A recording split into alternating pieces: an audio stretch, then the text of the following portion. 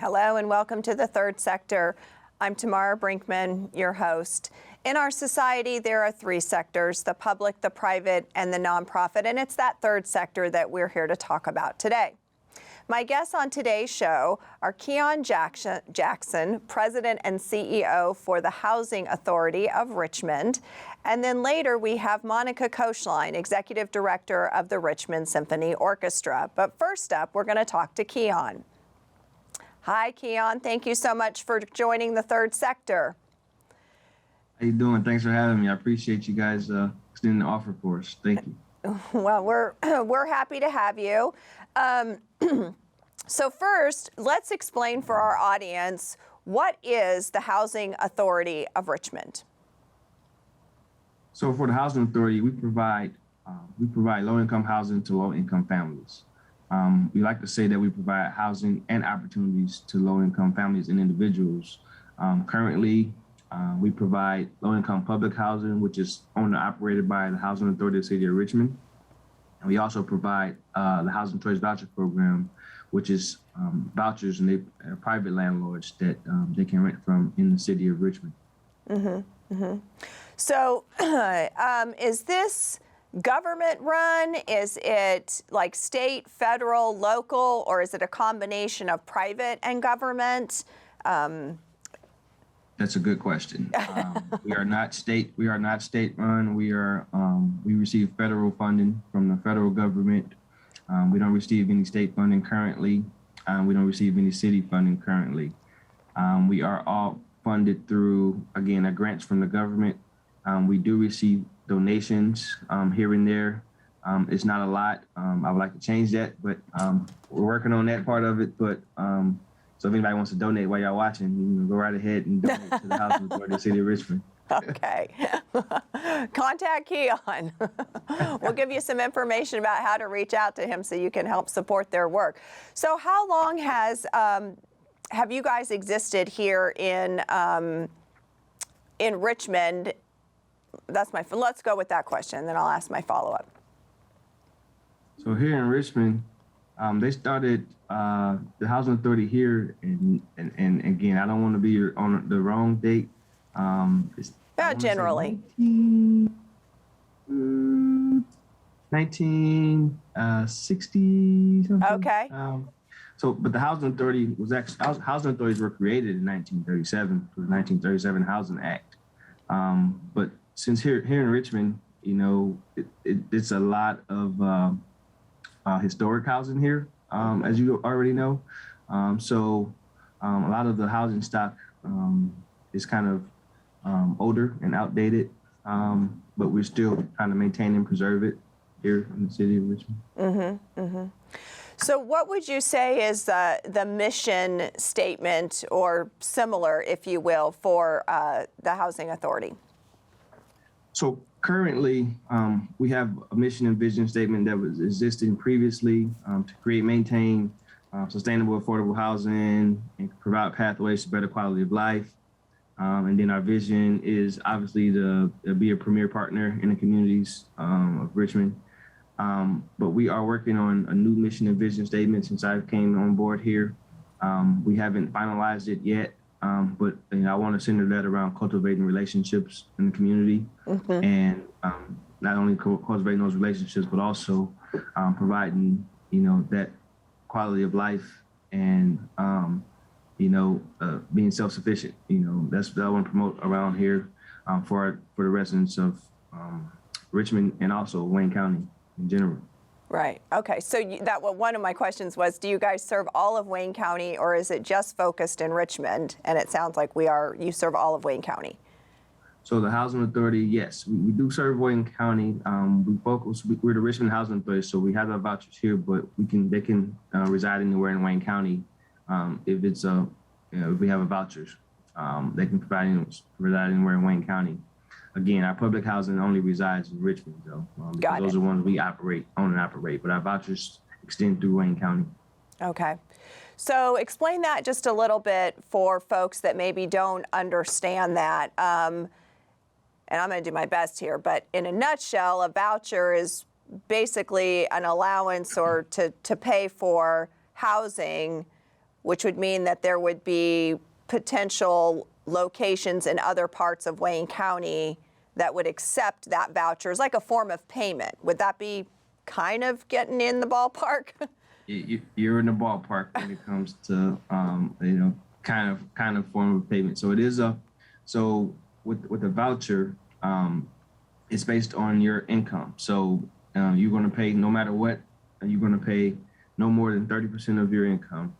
Mm-hmm. Okay, so that's simple math. If you make $100, you're not going to pay more than you're not going to pay more than 30% of that. So you're not going to pay more than $30 for your rent if you only make $100 income. Right. That's just simple math there, right? Mm-hmm. And so with this voucher is, so you find a place to live and housing authority pays whatever part of it, and you pay whatever, maybe you pay of that $100. Let's say you make $100, you rent a place out, and you will be responsible for paying maybe $20, and housing authority pay the rest, the rest of the housing, and then you still have utilities and everything else to pay. So the voucher is kind of like a lot of people say a nice golden ticket, because with the voucher you can move anywhere in the country basically who accepts a voucher, but you have to remain on your current program for at least 1 year minimum.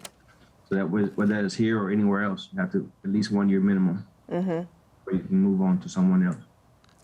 So just before we move on from the voucher program, how do you go about obtaining that? I'm glad you asked that. We actually, our wait list is open this week. Our housing choice voucher wait list is open this week. It opened up on Tuesday, and it's currently open through the remainder of the year. However, only time you can apply in person is this week. And after Friday, we're going to go to online only.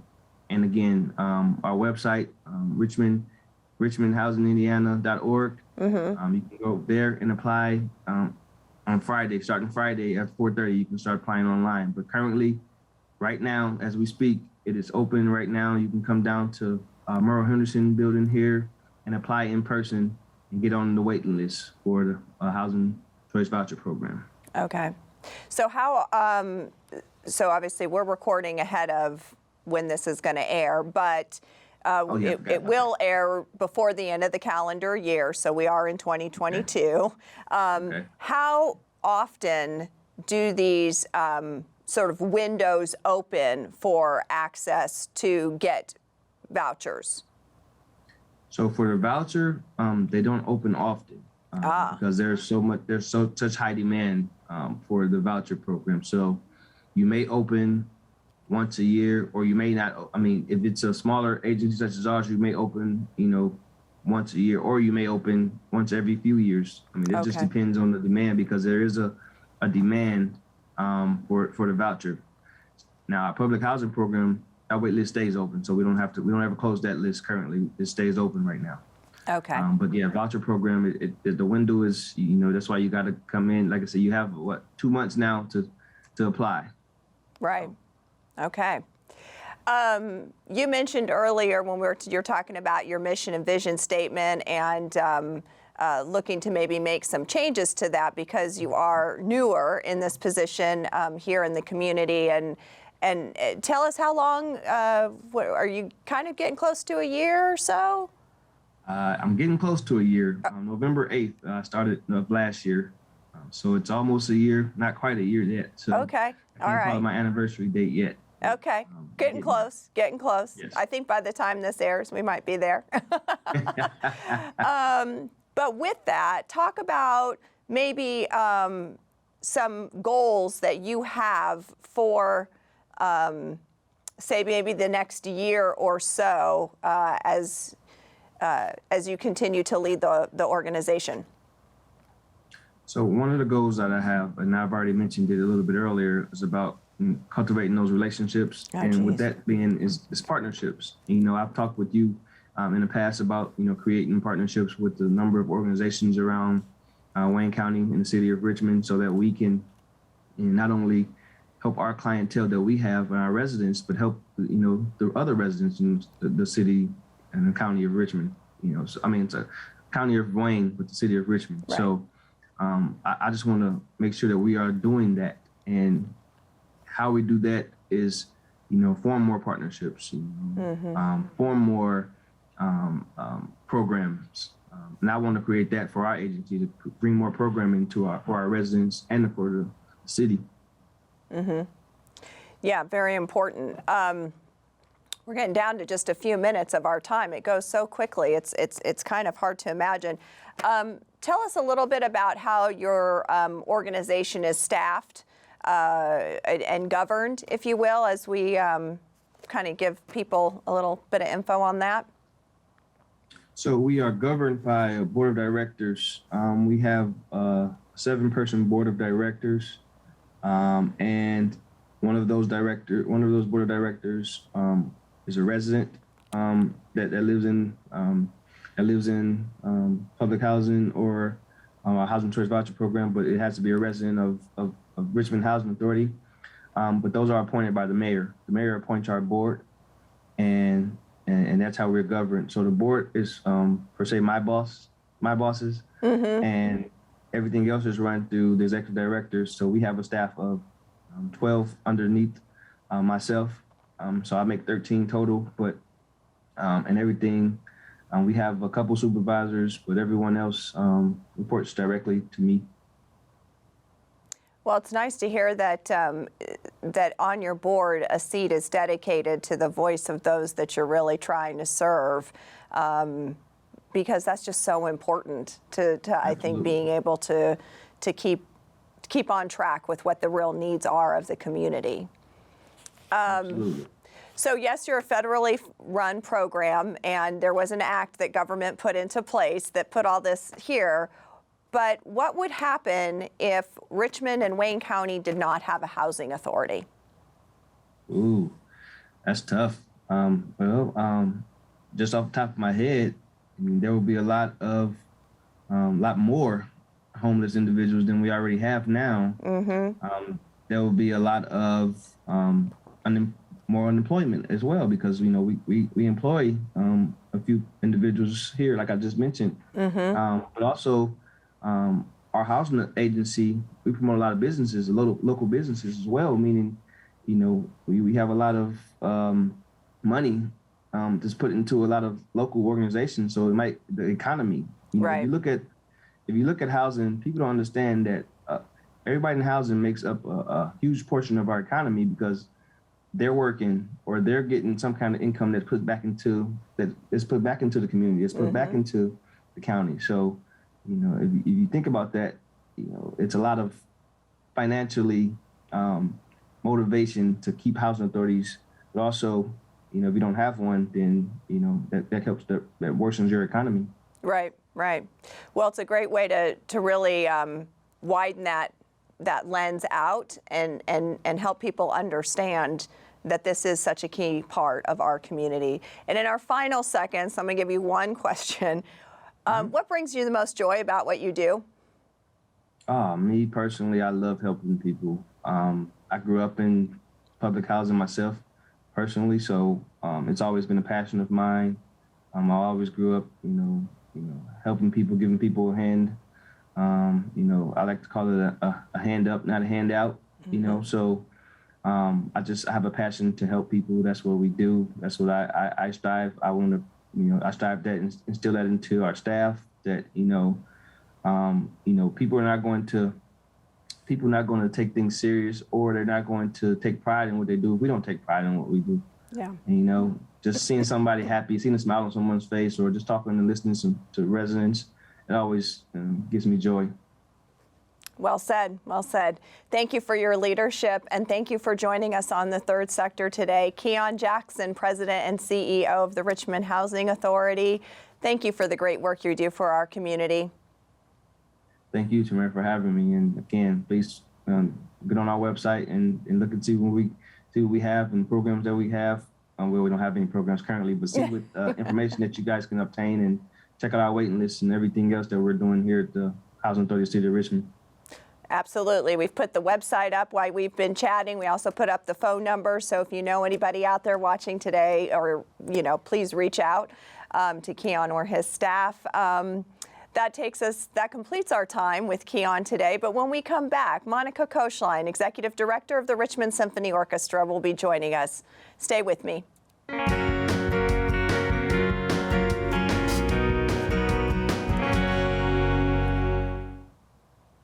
Welcome back. Monica Koechlein, Executive Director of the Richmond Symphony Orchestra, is my next guest joining me. Hello, Monica. Thank you for coming on the third sector. Absolutely. Happy to be here. Well, we're always happy to have you participate in our show. Let's just dive right into it. Give us some history and description about the Richmond Symphony Orchestra. Well, wow. The history is so unique in that the leadership and longevity of the RSO is beautiful, and it certainly feels as if we're growing every year. We're growing in our outreach. We're growing in our, I think, just product. I think we continue to put out a better and better product and draw the finer and finer musicians. So we have been in existence. This is our 66th season. And during that time, we have had only 3 music director conductors, and we are on the hunt for our 4th. So in 66 seasons, if you kind of divide that by 3, you get a feel of the longevity on the podium. So it's a really exciting time for the RSO. Under the last music director of 25 years, it's easy to get still. It's easy to get stagnant, try new things, but not be quite as aggressive. And now is really our time of his year of retirement, our year of a search, and our year of bringing the next music director and welcoming into the stage is really a time to really look at all that we've been in the past and all that we are currently, and just re-envision the RSO with new magic and with limitless possibilities. So it's an exciting time. That's awesome. How fun. So tell us a little bit more about what goes into finding the music director. Well, it is the longest search that I hope anybody ever experiences. It is really exciting. So in April of 2021, our music director announced his retirement, and we found a search chair in Jeff Jackson. He was definitely the right person for the job. We thought about the different skill sets and different vantage points that we needed on that search committee. And so there are musicians on the committee, our personnel manager that hires our musicians, lots of different sectors from the community looking at it from different perspectives, business owners, nonprofits. And so we really wanted to be sure that we were able to capture not just who our musicians wanted, not just who our audience wanted, but also who could lead us in our strategic goals into the future. Mm-hmm. And so after putting a search team together, we developed a job description, which we hadn't had to do in 25 years. So things were really new and we were really different. And it was fun to really talk about the strengths and to envision our future strategic initiatives and who we needed to be under new leadership. We put that out there. We had 53 applicants from all over, including outside of the United States. And we really set our musicians to work because it really is so important. I think there's just a lack of understanding that we have as non-musicians and board members about what it looks like to sit behind a baton. And so we really didn't have a lot of that perspective about someone that could inspire, someone they found easy to follow, someone that had a history of picking really good quality repertoire. Those are just not skill sets that we had. So our musicians had the first pass, and they narrowed it down to about 15. And after further discussions with the search team, we were able to get down to about 9. Okay. And we had a couple of Zoom interviews, and I think right before Christmas, we contacted our final 5 and asked them to begin putting a program together. So they were given a budget with some restrictions and knew what our players were paid, and they were able to put together a program that fit within that budget. But it was crazy to have conversations with some of them in December of 2021 and say, by the way, I'll meet you in 14 months, which is when the last one will join us. So we've had 2 stellar concerts so far, lots of feedback from patrons, lots of feedback from musicians, opportunities to be in the community. We had Luke Frazier in September. And just last Saturday, in October, we welcomed Jacob Joyce. And in November, we'll welcome Wesley Schultz. January will be Matthew Kramer. And in February, it'll be Andreas Lopera. And then we'll go to work and figure out which one of those 5 is the right one for the future of the RSO. It is a long process. Wow. Masterful process, but it's not just about picking new leadership. It's about really spending time strengthening the RSO from the inside out to be sure that we're also ready for new leadership. Yeah. Wow, so very exciting. So when, I guess it's sometime 2023, we may hear who You will. who is selected. I mean, we hope by the end of March, because that person's going to have to put together an entire season of programming and be ready to step on the stage in September. So we know we're cutting it close, but this is pretty typical for symphonies, and this is very typical for finalists to know that there will be a very quick turnaround. Right. But negotiating a contract and welcoming that person to the community is also a part of the transition, and a really exciting, another really exciting year. Wow. So you mentioned strategic goals, you guys, and your mission. What does that look like for you guys for the next year? Sure. I mean, I think a lot of our focus down the road, yeah. Sure. A lot of our focus is to return to youth programming. COVID really threw us for a loop, obviously, as it did many. We tried to push things into the schools as far as pre-recorded videos, but the schools themselves were just scrambling and just trying to survive. Right. And I certainly felt that, having a sister who's a teacher and a lot of good friends who are teachers, felt that anxiety and frustration. And so, and then in the wake of, our conductor's retirement and doing a search, and so much of our money is being tied up in those huge expenses. And we are actually spending the year speaking to the schools and talking about what they need the RSO to be, because it may not be what we were providing before. Okay. And how their needs have changed. We see schools now less likely to go on field trips and more likely to allow people to come into their school space to avoid those transportation costs. And so we're just seeing that the schools are really changing, and we're trying to keep up with that pace. So youth education is a huge initiative for us. We want to inspire the next generation of musicians in this community. And whether they become professional musicians or they just love to play, it doesn't matter. We want to be there as a support system to them. In addition to that, obviously we're looking to be more strategic in our outreach into the community, make sure that we're hitting different sectors, make sure we really focused on being in spaces where people are comfortable gathering. We've seen that with the Sunset series, but we need to continue to do work on that. And really identify those barriers that keep people from participating in the RSO, and be sure that we're really focused on breaking those down. So obviously development, growing the endowment, those are always going to be initiatives. You've always got to have your eyes on that. And transitioning new leadership smoothly is important to us. Yes, for sure. Tell us,